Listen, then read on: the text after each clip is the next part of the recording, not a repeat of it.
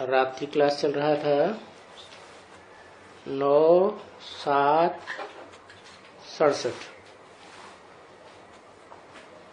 पहले पेज की मध्य में बात चल रही थी, आत्मा निर्लेप नहीं है। आत्मा कोई लेप छेप लगता है। ये तो शास्त्र बनाने वालों ने बोल दिया है कि आत्मा निर्लेप है। आत्मा को कोई पाप पुण्य का लेप छेप नहीं लगता है। अरे ये तो तुमने साबित कर दिया कि आत्मा को लेप छेप नहीं लगता है, इसलिए कुछ भी कर्म करते रहो। आत्मा सो परमात्मा तो है ही। वाह भाई। बाबा कहते अभी तुम अपन को आत्मा समझो, आत्मा ही में ही अच्छे बुरे संस्कार होते हैं। इसलिए आत्मा समझ करके बाप को याद करो। और ये है पुरुषार्थ, तो बहुत सहज समझाते हैं। बाप को याद करो। जैसे अज्ञान काल में बाप को याद करते हो, परंतु वहां तो पता नहीं होता है कि बाप क्या है, कब आते हैं, रूप क्या है, कहां से आते हैं, क्या करते हैं, कुछ पता नहीं। यहाँ तो ज्ञान मिला हुआ है। भक्ति मार्ग में तो देवभान से आकर के देवभान को देखते हो, मूर्तियों को देखते हो ना। मूर्तियां तो जड़ हैं। और यहाँ तुम अपन को आत्मा समझ करके बाप को याद करते हो। जानते हो कि आत्मा भी चैतन्य है और बाप है आत्माओं का बाप। तो देखो, न बाप इन आंखों से देखने में आता है और न ये आत्मा इन आंखों से देखने में आती है। और वो बाप और ये बच्चे, अभी तुम थोड़ा ही कहेंगे कि हम बाप को नहीं देखते हैं। भक्ति मार्ग में और ज्ञान मार्ग में क्या फर्क हो गया? वहां साक्षात नहीं देखते हैं और यहां तुम साक्षात देखते हो। क्या? कैसे देखते हो? आंखें तो वो ही हैं। आंखें हैं, लेकिन फर्क है ये जानकारी का, ज्ञान का, पहचान का फर्क है।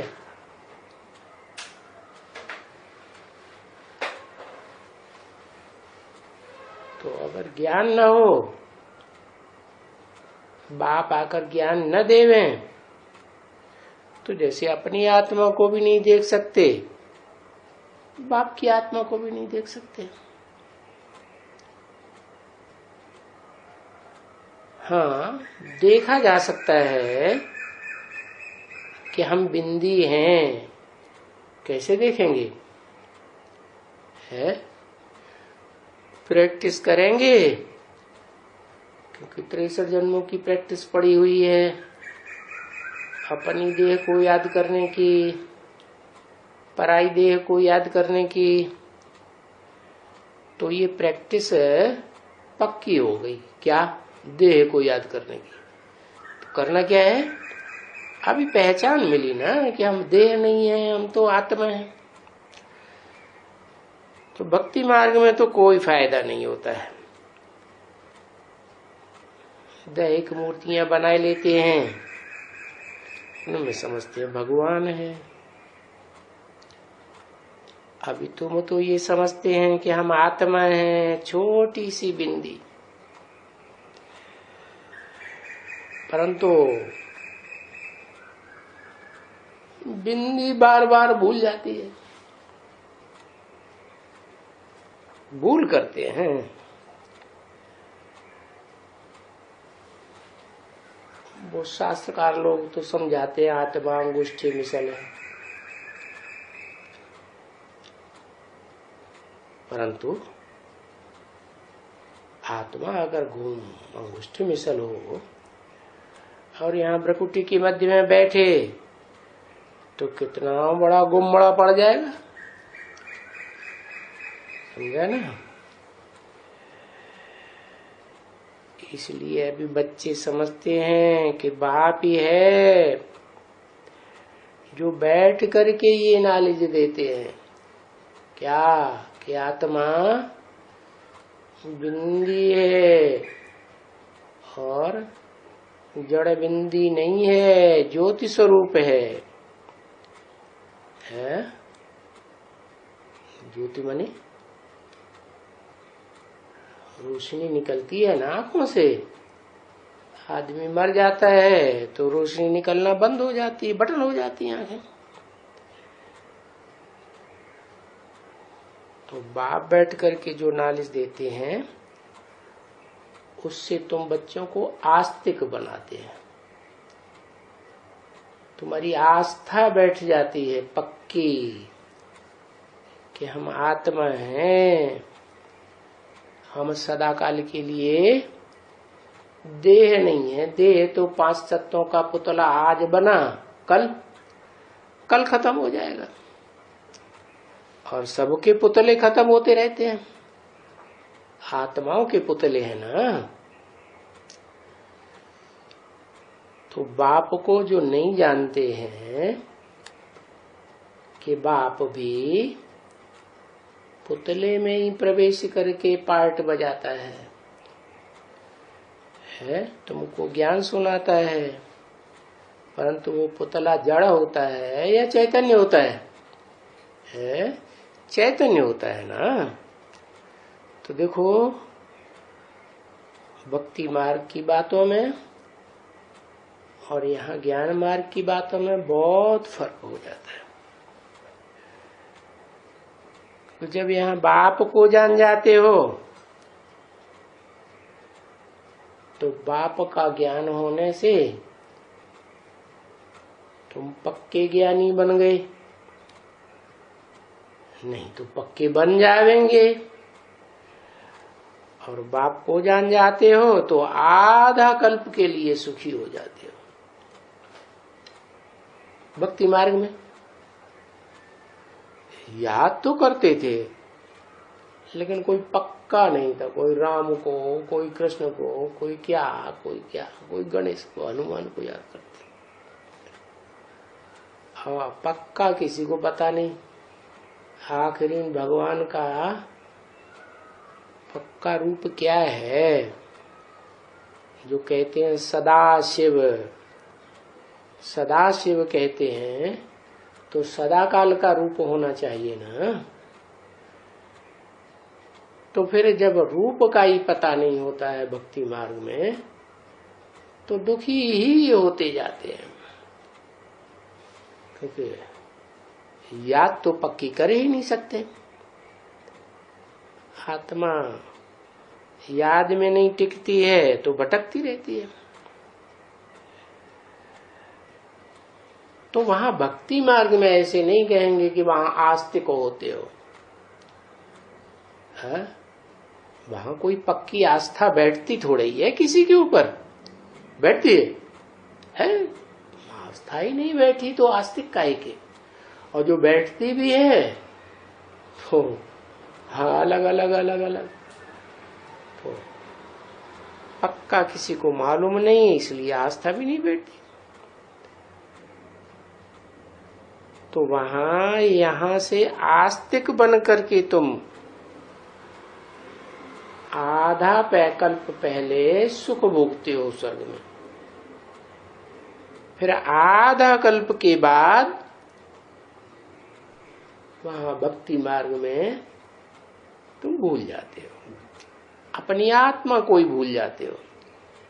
आत्मिक स्थिति खलास।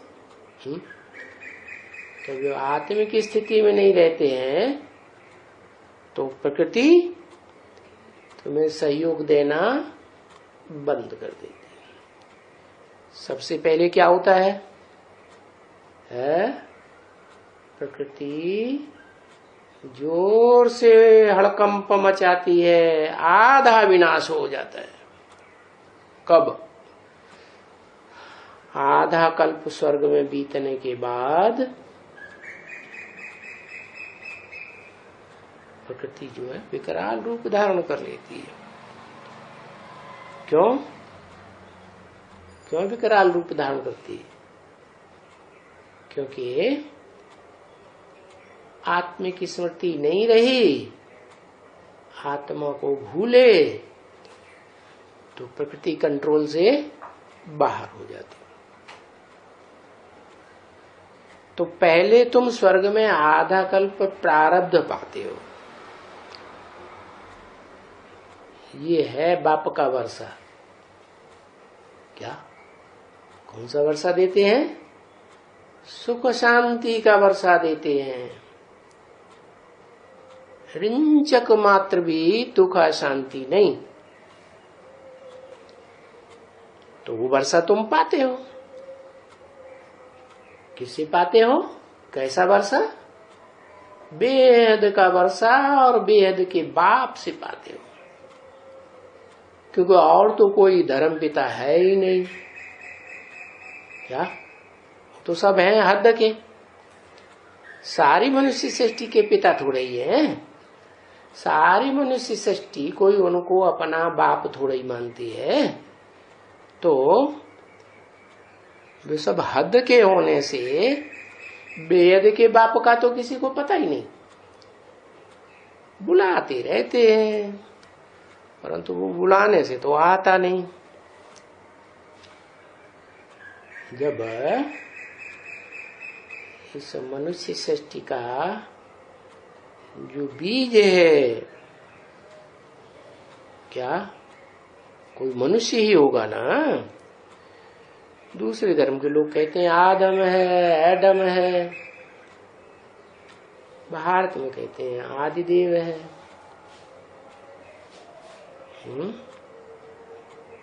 तुम आदिदेव है, पुरुष है, पुराण है, तुमस्य जगतस्य परम निधानम, ऐसे कहते हैं ना।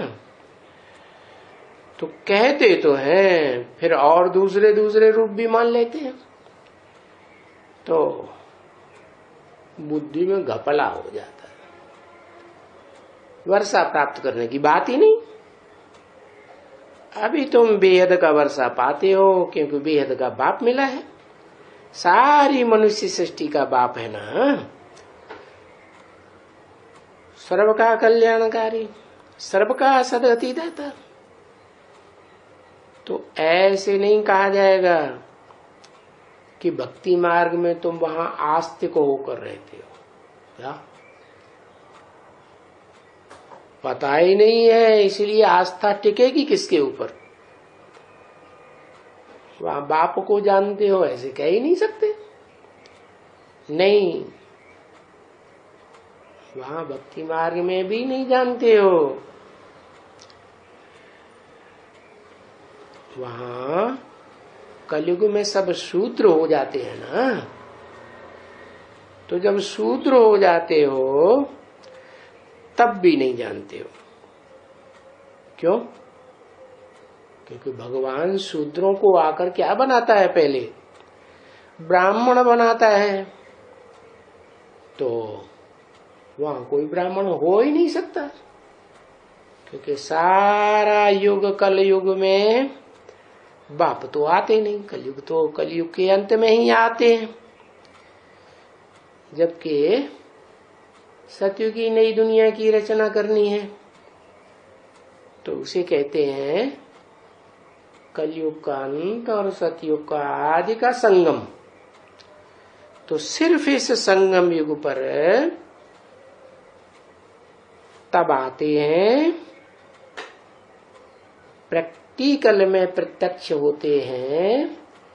जैसे बच्चा लौकिक दुनिया में प्रत्यक्ष होता है तो कहते हैं जन्म हुआ, है ना? ऐसे ही तब संगम युग में आते हैं। जब आते हैं तो 1 सेकंड में तुम पुरुषोत्तम बन जाते हो। नंबरवार, पुरुष माने आत्मा, उत्तम माने श्रेष्ठ।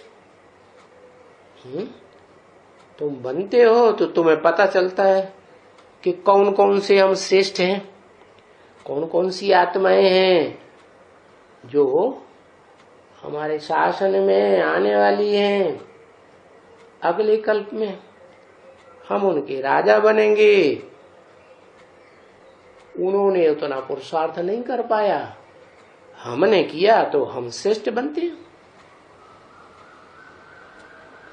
तो तुम पुरुषोत्तम संगम युग पर पुरुषोत्तम बनते हो, है? वो क्या समझते हैं भक्ति मार्ग में कि पुरुषोत्तम सिर्फ नारायण ही होता है? कहते हैं 16 कला संपूर्ण नारायण सर्वगुण संपन्न पुरुषोत्तम होता है। अभी बाप बैठ करके बच्चों को समझाते हैं और कहते हैं तुम सब नंबरवार पुरुषोत्तम पुरुषोत्तमनी बनने वाले हो। फिर वहां नई दुनिया में जाएंगे तो ये सब बातें भूल जाए कि कौन हमको पुरुषों में उत्तम बनाता है। पुरुष माने आत्मा, शरीर रूपी पुरी में आराम से शयन करे, कोई दुख तकलीफ नहीं, तो उसको कहते हैं पुरुषोत्तम। तो ये जो बैठ करके पढ़ाता हूं, तो ये पढ़ाई कौन सी आत्मा समझाती है? बताओ। बाप ही समझाते हैं। ऐसे नहीं समझो कि जिसमें प्रवेश करते हैं टेम्परेरी या मुकर्रर रूप से, नहीं, वो तनधारी नहीं आत्मा पढ़ाती है, न समझाती है। क्या टीचर के रूप में सुप्रीम टीचर कौन? सुप्रीम है तो जरूर आत्मा भी तो सुप्रीम ही होगी ना। तो और कोई नहीं समझा सकता सिवाय शिव के। उनकी आत्मा का ही नाम शिव है, औरों की आत्मा का नाम शिव नहीं होता। क्या? अगर होता भी है तो जिसकी आत्मा 100% कल्याणकारी माना शिव बनती है, उस पुरुषोत्तम संगम युग में, तो वो आत्मा हमेशा के लिए नहीं बन जाती पुरुषोत्तम शिव। हाँ, बनती है और आत्माओं को मुकाबले कल्याणकारी बनती है, क्योंकि ये तो मनुष्य सृष्टि का झाड़ है ना। तो मनुष्य सब नंबरवार हैं, तो मनुष्य मनुष्य को नहीं समझा सकते। क्या? मनुष्य जो है, मनुष्य क्यों कहा गया है? शिव को मनुष्य क्यों नहीं कहा गया? कारण तो होगा ना। क्या कारण है? अरे उसमें शब्द ही आता है मनु। मनु की औलाद माना मनुष्य। क्या? चाहे पोत्र हो, परपोत्र हो, तरपोत्र हो, कोई भी हो, 84 जन्म तक वो पीढ़ियां चलती रहती हैं। वो हैं सब मनुष्य। कोई श्रेष्ठ मनुष्य श्रेष्ठ कर्म करते हैं और कोई भ्रष्ट कर्म करते हैं। तो जो भ्रष्ट कर्म करते हैं, दूसरों को दुख देते हैं, उनको फिर मनुष्य नहीं कहा जाता। क्या? उनमें मानवता नहीं रहती है, इंसानियत नहीं रहती है, वो हैवान जैसे हो जाते हैं। उनको कहते हैं राक्षस, दैत्य। तो ये बातें कोई भी दुनिया में मनुष्य, चाहे वो धर्मात्मा हो, साधु संत हो, कोई धर्म पिता हो, कोई भी हो, है? कोई मंदिर का बड़ा पुजारी हो, है? और क्रिश्चियंस में कौन होते हैं? फादर। कौन से फादर? जो उनका इबादत स्थल होता है ना, गिरजाघर है, उसके मुखिया, उनको भी वो फादर कहते हैं। बहुत मान देते हैं, वो भी नहीं समझा सकते। कोई मस्जिद के मुल्ला जी नहीं समझा सकते ये बातें, क्योंकि तुम आत्मा रूपी बच्चे जानते हो कि हम यहाँ देवता बनने के लिए आए हुए हैं। इस विद्यालय में क्या करने के लिए आए? देवता बनने के लिए आए हैं। वो दूसरे धर्म के धर्म पिता ये बात थोड़े ही जानते हैं।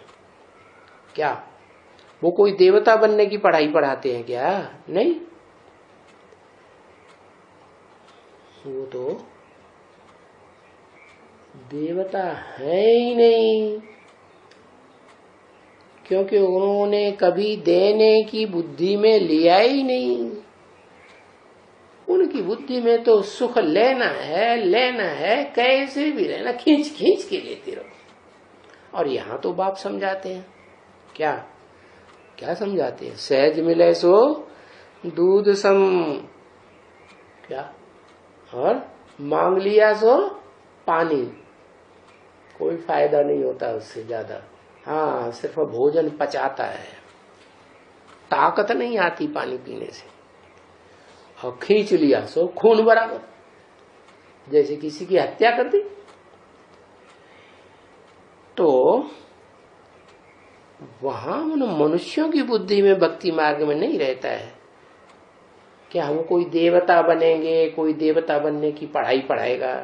नहीं, अब तुम तो जानते हो हम यहाँ किस लिए आए हैं? मनुष्य से देवता बनने के लिए। तो क्या अंतर पड़ जाएगा देवता में और तुम्हारे में? है? कुछ अंतर पड़ेगा, जरूर अंतर पड़ेगा। अंतर ये पड़ेगा कि मनुष्यों का मन चलायमान रहता है, बुद्धि इधर जाएगी उधर जाएगी, संबंधियों में जाएगी, पदार्थों में जाएगी, स्थानों में जाएगी, इधर उधर भटकती रहेगी। लेकिन देवताओं की बुद्धि भटकती नहीं। मैं आत्मा ज्योति बिंदु। तो ये अंतर हो जाता है देवता बनने में। और तुम आए ही हो मनुष्य से देवता बनने के लिए। सो तो आप ही बना सकते हैं ना, कोई और धर्म पिता बना सकता है क्या? कोई और मनुष्य गुरु बनावेगा क्या? क्या कोई भी नहीं। इसलिए गाते तो हैं कि भगवान ने आकर के नर अर्जुन को ऐसा ज्ञान दिया जो नर से नारायण जैसा देवता बना, परंतु गाते ही रहते हैं जन्म जन्मांतर। बनता कोई भी नहीं और ना कोई बना ही सकता है।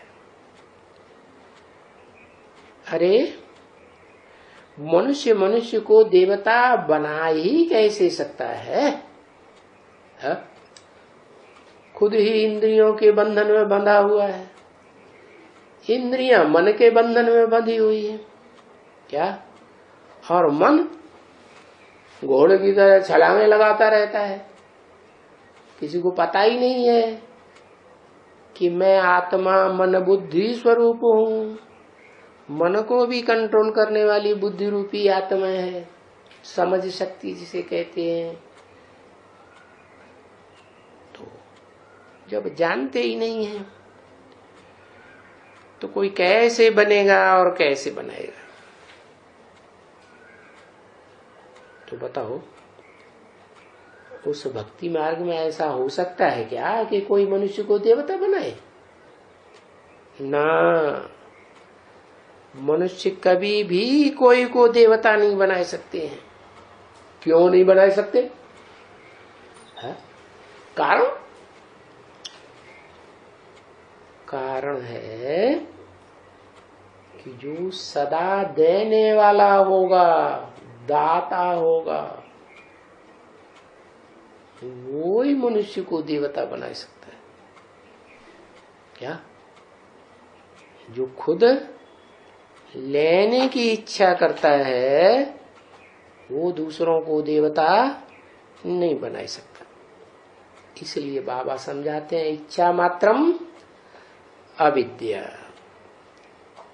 ऐसी स्टेज पर पहुंचना है। कैसी स्टेज? मेरा तो एक शिव बाबा, दूसरा न कोई, बस। अब तुम्हारी बुद्धि में आता है कि देवताएं 84 जन्म के बाद पक्के मनुष्य बन जाते हैं। 84 जन्म पूरे हों तब मनु की औलाद बने, उनको कहा जाता है मनुष्य। वास्तव में जो शास्त्रों में गाते हैं ना, मनुष्य का जन्म बड़ा दुर्लभ है। मनुष्य जन्म में पुरुषार्थ करके मुक्ति, जीवन मुक्ति प्राप्त कर सकते हैं। ये मनुष्य जीवन में ही हो सकता है, देवताओं के जीवन में नहीं हो सकता। अरे भाई, ये भक्ति मार्ग में 2500 वर्ष में ढेर के ढेर जन्म लिए। वहां कोई देवता बनता है, किसी को मुक्ति, जीवन मुक्ति मिली है, कह देते हैं बुद्ध पार निर्वाण गया। अरे निर्वाण माने वाणी से परे, जहां वाणी नि माने निशेष होती ही नहीं। तो क्या गया? अगर ऐसे जाते जाएं तो फिर उनके फॉलोअर्स भी जाएं। वो आएंगे तो अपने फॉलोअर्स को नहीं बताएंगे रास्ता पार निर्वाण जाने का। वो जानते भी नहीं कि पार निर्वाण, वो निर्वाण धाम कहाँ है। ये तो बाप ही आकर के बताते हैं। क्या? भले गीता में लिखा हुआ है कि सूरज चांद सितारों की दुनिया से कनेक्शन ही नहीं है उस निर्वाण धाम का। जहाँ सूरज चांद सितारों का प्रकाश भी नहीं पहुंचता, वो मेरा परम धाम है। परंतु फिर घपला कर दिए शास्त्रों। उन्होंने ब्रह्म को भगवान मान लिया। अरे वो तो आत्माओं के रहने का स्थान है, वो कोई भगवान थोड़े ही है। तो अब तुम्हारी बुद्धि में पक्का पक्का बैठ गया कि भगवान आते हैं तो पहले पहले मनु को ज्ञान मिलता है। क्या? आदि मनु, जो 63 जन्मों में भी बहुत मनन चिंतन मंथन करने वाला रहा है। कैसी आत्मा? भक्ति मार्ग के 63 जन्म हुए ना 2500 वर्ष में, जो बहुत मनन चिंतन मंथन करने वाला हुआ, उस मनुष्य में प्रवेश करके शिव बाप क्या करते हैं? उसको सही ज्ञान देते हैं। तुम आत्मा हो, देह नहीं हो, और तुम आत्मा ने इस सृष्टि रूपी रंगमंच पर कैसे कैसे जन्म लिए, कैसे कैसे स्वर्ग भोगा, फिर कैसे कैसे नरक में आ गिरे। तो फिर मनु नाम ही इसलिए पड़ता है कि उसने क्या किया, सबसे जास्ती मनन चिंतन मंथन करके सच्चाई को जान लिया। क्योंकि सृष्टि के बारे में, आत्मा के बारे में, परमपिता के बारे में सच्चाई तो कोई नहीं जानता। तो उस मनु की औलाद जो बने वो ब्राह्मण कहे गए। मनुष्य मनुष्य ही ब्राह्मण बनते हैं। है? पहले क्या थे? पहले क्या थे मनु की औलाद बनने से पहले? है? उनको मनुष्य थोड़े ही कहेंगे। मनुष्य कहें तो उनका बाप बताओ, मनु होना चाहिए ना बाप। बाप के नाम जो है बच्चे के नाम से पहले लगाते हैं ना, तो बताओ, कोई बताता ही नहीं, क्योंकि वो तो झूठे ब्राह्मण हैं।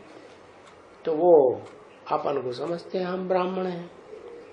अरे ब्राह्मणों की पैदाइश तो ब्रह्मा से हुई थी। क्या? ब्रह्मा की औलाद को ब्राह्मण कहा जाता है, जैसे विष्णु की औलाद को वैष्णव कहा जाता है? वो शिव के पक्के बच्चे बने उन्हें शैव कहा जाता है। तो ये मनु की औलाद मनुष्य इस अंतिम जन्म में होते हैं।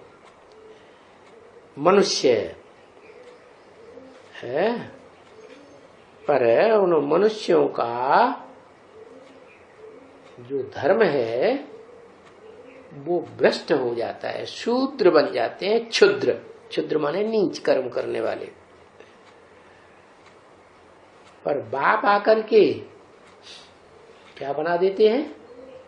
शूद्र से ब्रह्मा की औलाद ब्राह्मण, और ब्राह्मण से देवता बना देते हैं। तो देवी देवताओं का है पवित्र धर्म। तो फिर ये आकर के देवताएं स्वर्ग में सुख भोग के कई जन्मों तक आत्मा की शक्ति क्षीण होती है, तो फिर पतित बन जाते हैं। तो ये बातें बाप ने बहुत अच्छी तरह से समझाई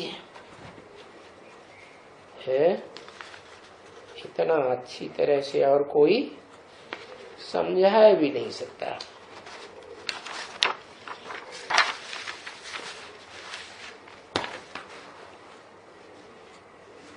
बाकी ये कहते हैं कि अपनी उन्नति अगर करना है जल्दी जल्दी तो अपना पोता मेल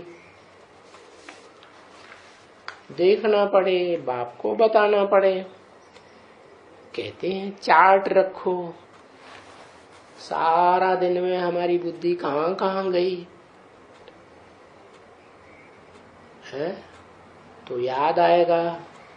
शाम को चेकिंग करो, रात को सोते समय चेकिंग करो कि कितना समय याद करते हो। है? याद कितना करना है? बाप तो कहते हैं श्वासों श्वास याद करना है। कहते हैं ना। परंतु जो दूसरे धर्म की आत्माएं होती हैं उनका कोई मुखिया होगा तो कहेगा 5 बार याद करो। है? क्योंकि मुसलमान धर्म में 5 बार याद करते हैं ना सारे दिन में। तो वो आत्माएं जो यहाँ से देवता धर्म की थी, फिर मुसलमान धर्म में कन्वर्ट हो गई, भारतवासी आत्माएं, वो फिर इस ज्ञान में आती है और फिर ये अपनी पूर्व जन्म की स्मृति सुनाती रहती है।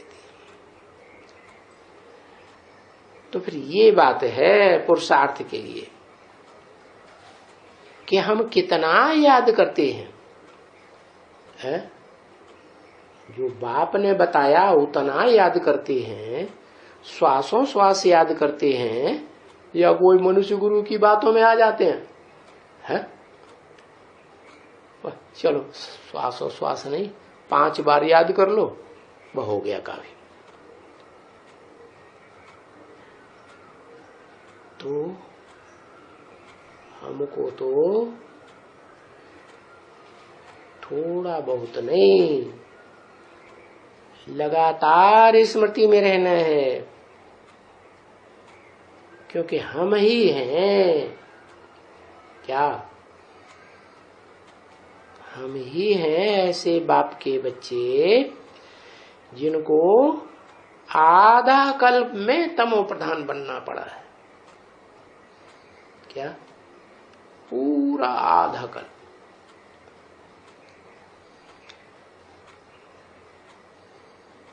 आधा कल्प नहीं भी कहो,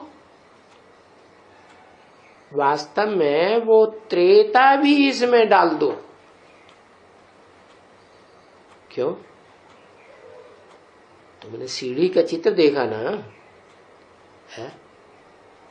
सतयुग में, त्रेता में कौन सी सीढ़ियां कटी हुई हैं? कौन से जन्म की? 21 जन्म की 21 सीढ़ियां दिखाई हैं, है? 8 सीढ़ियां सतयुग में और 13 सीढ़ियां त्रेता में। तो ध्यान से देखा कितनी सीढ़ियां कटी हुई हैं? 1 सीढ़ी कटी हुई है, 3 सीढ़ियां कटी हुई हैं।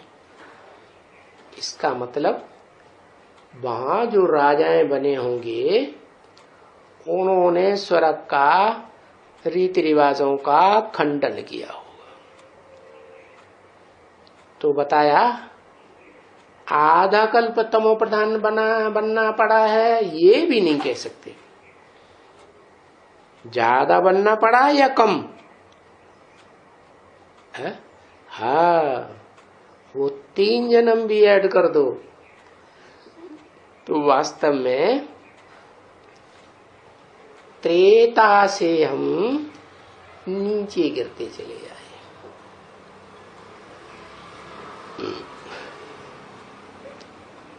तो 2 डिग्री उसमें भी कमती होती है, समझा? है कितनी? वहां जो राजा बनेंगे ना 3 पीढ़ियों में, सतयुग के अंत में, उनके अंडर में तुम बच्चों को रहना पड़ेगा कि नहीं रहना पड़ेगा? है? रहना पड़ेगा ना। यथा राजा तथा प्रजा हो जाती है। तो फिर वो जो परंपराएं तोड़ देते हैं देवता धर्म की, उन परंपराओं को हम पे भी लागू करना पड़ता है और 2 डिग्री कमती हो जाती है। क्योंकि त्रेता में भी तो सिल्वर की खाद पड़ती है ना। क्या? सतयुग सोने समान और त्रेता चांदी समान। तो उसमें जो आत्माएं परम धाम से आती हैं, ढेर की ढेर आत्माएं उतरती हैं। सतयुग में तो बहुत थोड़ी होती है, तो उनके संग के रंग की खाद पड़ती है और सब चांदी समान आत्माएं होती हैं, तो उनका संग का रंग लगता है तो खाद पड़ जाती है सोने में। सोने माने सच्ची आत्माओं में संग का रंग लगता है। बाकी सोना बनते हो वो तो तुम सतो प्रधान सतयुग में बनते हो। बनाता कौन है? सत्य बाप ही बनावेगा ना। कौन सा बाप? जो 100% सत्य होगा वो ही बनावेगा है? कि कम होगा तो बनाएगा नहीं। तो जो 100% सच्चा बाप है वो भी साकार होगा या निराकार होगा? है साकार और निराकार का मेल। क्या निराकार बाप प्रवेश करते हैं तो उसको निराकारी स्टेज में स्थिर कर देते हैं संग के रंग से। तो वो निराकारी, निर्विकारी, निरहंकारी जो मनुष्य सृष्टि का बीज रूप बाप है, आदम, एडम, अर्जुन, क्या उसे मूर्तिमान शंकर भी कहते हैं, जिसे पुरुषार्थी स्टेज में दिखाया जाता है। तो ये पहले क्या थे? शूद्र थे। शूद्र से फिर क्या बनाते हैं? सतयुग में देवता बना देते हैं। उसमें सतयुग में धीरे धीरे धीरे धीरे थोड़ी थोड़ी थोड़ी थोड़ी कला कमती होती जाती है। क्या त्रेता में क्या होता है?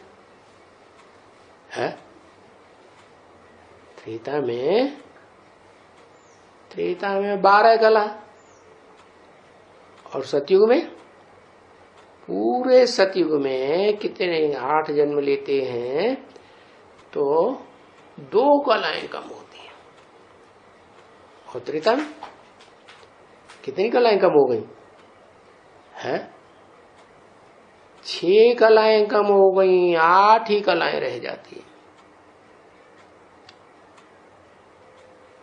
तो 2 कला त्रेता में कम हो जाती है। 1250 वर्ष के सतयुग में 2 कलाएं कम, तो थोड़ा थोड़ा उतरे ना। फिर जो चांदी जैसी आत्माएं हैं, कम वैल्यू वाली, उनको कहेंगे सिल्वर एज्ड। वो ढेर की ढेर उतरने लग पड़ती है। तो वो सतयुग की आत्माओं में संग के रंग से वो चांदी का खाद पड़ जाता है, अलाय पड़ गई। तो फिर ऐसे पढ़ते पढ़ते अभी कलयुग के अंत में क्या बन गए हैं? ऐसे नीची किस्म की नीच कर्म करने वाली आत्माएं आती जाती हैं इस सृष्टि पर, और सिल्वर से कैसे बन जाते हैं? तांबे जैसे बन जाते हैं, कामी, क्रोधी, लाल लाल। तो जैसे 24 कैरेट का सोना 9 कैरेट रह जाता है, तो 9 कैरेट के गोल्ड बन गए, 14 भी नहीं बचे, 9 कैरेट कम हो गए। अभी कैसा सोने जैसा बनना है? प्योर सोना बनना है, 24 कैरेट। क्या पुराने जमाने में राजाएं गिन्नी बनाते थे सोने की, वो भी 24 कैरेट नहीं होती थी, 22 कैरेट की गिन्नी होती थी। अभी बच्चों को फिर से 24 कैरेट बनना है, तो क्या करेंगे? जो संग के रंग की जन्म जन्मांतर खाद पड़ी हुई है, उनके संग के रंग को बुद्धि से निकालेंगे कि नहीं निकालेंगे, कि याद ही करते रहेंगे? है? संग का रंग बुद्धि से लेते ही रहेंगे, लेंगे तो क्या होगा, फिर नीचे उतर जाएंगे। तो बताया अभी 24 कैरेट बनना है। फिर बनना किससे है? एक शिव बाबा, दूसरा। अगर शिव बाबा की याद के साथ साथ दूसरों की याद करते रहे तो नीचे आ जाए। क्या?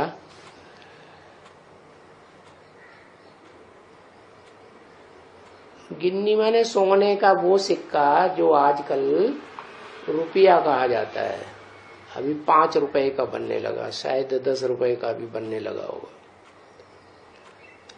वो पहले, अभी तो लोहे का जैसा बनाते हैं, पहले तो सोना था उसमें, लेकिन वो भी प्योर सोना नहीं था। तो तुमको जो प्योर सोना बनना है, किसके संग के रंग से बनना है?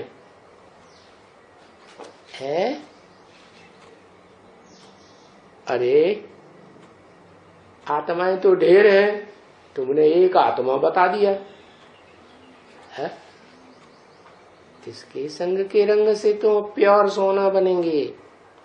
16 कला संपूर्ण है शिव बाबा, जिसे तुम मंदिरों में जाके हाथ जोड़ के शिव के मंदिर में जाके कहते हो ना, शिव बाबा। क्यों कहते हो शिव बाबा? बाप ने तो बताया मेरा नाम शिव है, वो कभी बदलता ही नहीं, मेरी बिंदी का ही नाम शिव है। फिर बाबा क्यों कहते हो? इसलिए कहते हैं कि वो निराकार शिव जब इस सृष्टि पर आता है तो जिस आदम, एडम, अर्जुन, शंकर में प्रवेश करता है तो उससे क्या अंतर पड़ता है? उसको आप समान बनाता है। क्या? शिव ही बना देता है। शिव माने कल्याणकारी। क्या? शिव को तो भक्ति मार्ग में कहते आए सदा शिव, तो क्या सदा काल के लिए? नहीं, जब तक पुरुषोत्तम संगम युग रहता है और जब तक सतयुग शुरू नहीं हुआ 16 कला संपूर्ण, तब तक के लिए क्या बन जाते हो? है? कलातीत बन जाते हो। जैसे सूर्य कलाओं से परे होता है ना, ऐसे कलातीत बन जाते हो। तो संगम युग में बनते हो, ऐसे नहीं हर युग के लिए बन जाएंगे। बाकी हाँ, ऐसे नहीं है कि सतयुग में, त्रेता में, चारों युगों में कोई शिव बाबा नहीं होगा।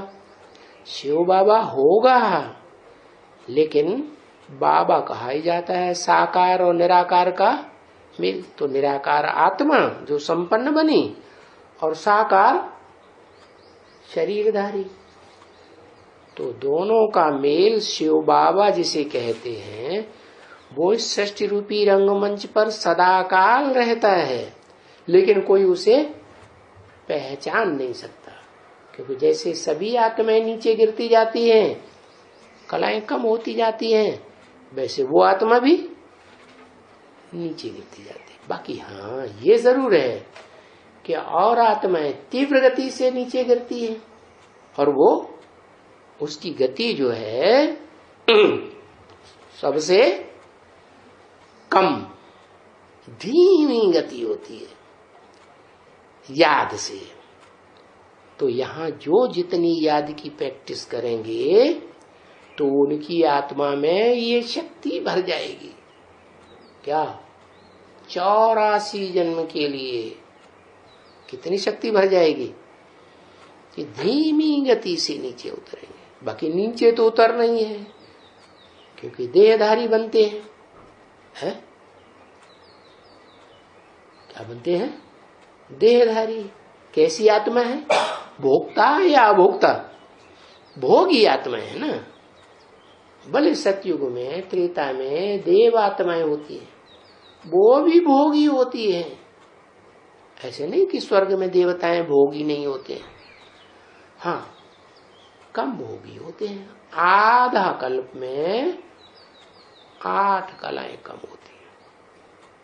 और द्वापर कलयुग में बस द्वैतवादी द्वापर में आकर के जब राक्षसी आत्माओं का संग दैत्यों का होता है तो क्या बन जाते हैं? उनके संग के रंग से 8 कलाएं एक ही युग में खत्म। थोड़ी बहुत बचती हैं नंबरवार। क्या कोई श्रेष्ठ आत्माएं हैं जिन्हें गीता में विभूतियां कहा गया है, वो 82-83 जन्म तक भी धीरे धीरे नीचे उतरते रहते हैं नंबरवार। तो प्रभाव किस बात का हुआ कि कोई तेजी से नीचे उतर जाते हैं, राक्षसों के संग में आकर जल्दी राक्षस बन जाते हैं, और कोई नहीं बनते हैं। मनुष्यता रहती है, इंसानियत रहती है कम से कम। तो ये किस बात का कमाल है?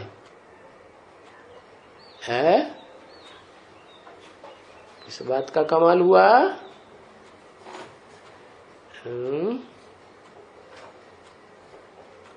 याद का कमाल हुआ। संगम युग में जिन्होंने जितनी व्यभिचारी याद की, क्या एक शिव बाबा दूसरा न कोई, तो उनको आत्मा रूपी बैटरी में ढेर सारी पावर भर जाती है। क्या अब व्यभिचारी याद की। तो योग को ही शास्त्रों में गाया गया है। क्या क्या गाया गया है?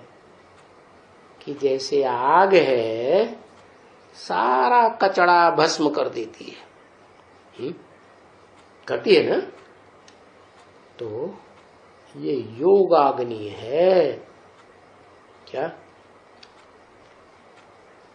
जैसे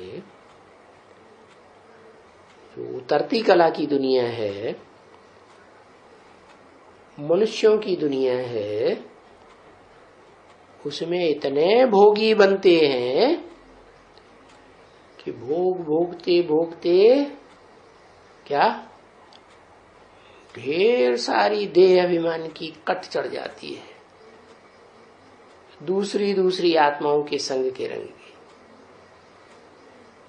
परंतु जब बाप आते हैं कलयुग के अंत में, तो ये संग के रंग की सारी खाद निकल करके बाकी तुम सच्चे सोना बन जाते हो।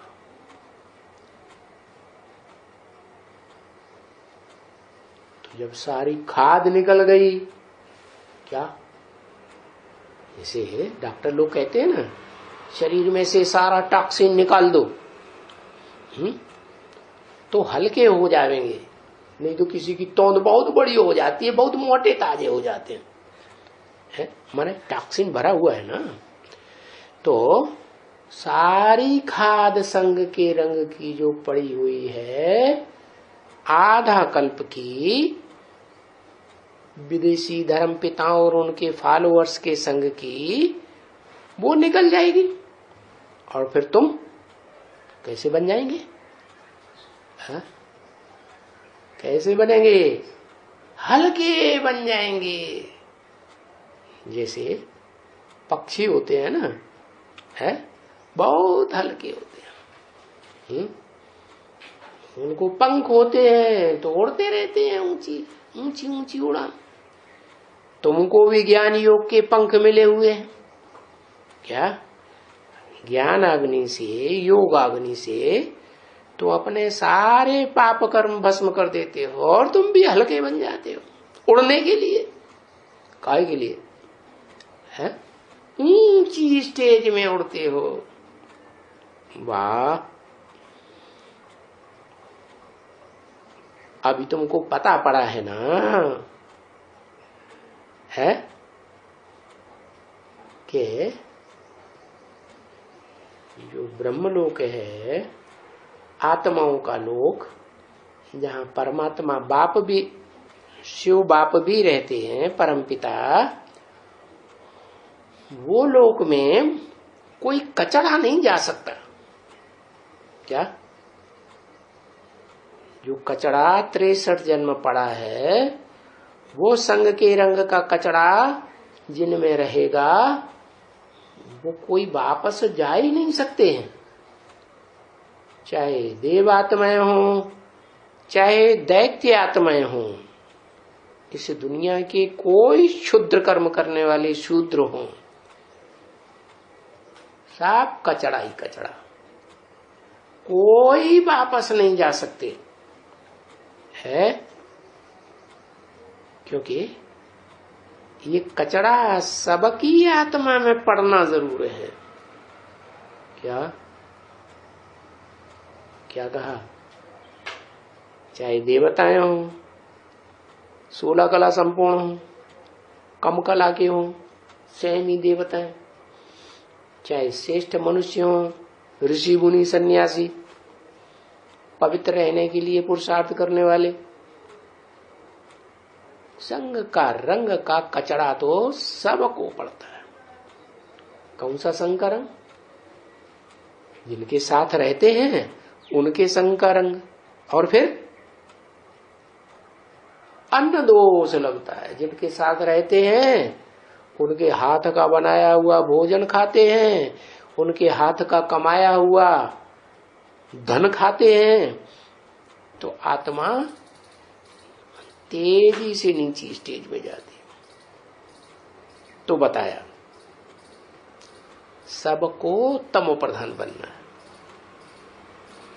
ऐसे नहीं कि मनुष्य सृष्टि का जो बीज है वो तमो प्रधान नहीं बनता होगा। क्या? वो भी तमो प्रधान बनता है। और जब बाप आते हैं तो उसी समय क्या पहचान मिल जाती है उसे पूरी? आते आते तुरंत ज्ञानी बन जाएगा? नहीं, तुरंत योगी बन जाएगा? हथेली पे आम जमाया जा सकता है ना? जमाया जा सकता है? नहीं जमाया जा सकता। तो बाप आते हैं तो पता न पड़ने के कारण और ही जास्ती उल्टे कर्म करता है। तो सबसे जास्ती तमो प्रधान वो आत्मा बन जाती आया समझ में? है कौन आत्मा? जो मनुष्य सृष्टि का बीज रूप बाप है, वो सबसे जास्ती तमो प्रधान बनता है। तो सबको जरूर तमो प्रधान बनना है, A to Z। हाँ, कोई कम तमो प्रधान बनते हैं, कोई ज्यादा तमो प्रधान। क्या? ज्यादा तमो प्रधान कौन बनेंगे? जो पहले पहले सृष्टि रूपी रंगमंच पर आते हैं वो ज्यादा से ज्यादा तमो प्रधान बनेंगे, और जो बाद में आते हैं वो कम तमो प्रधान। तो उनके संग के रंग से ये संग के रंग की बलिहारी है। ओम।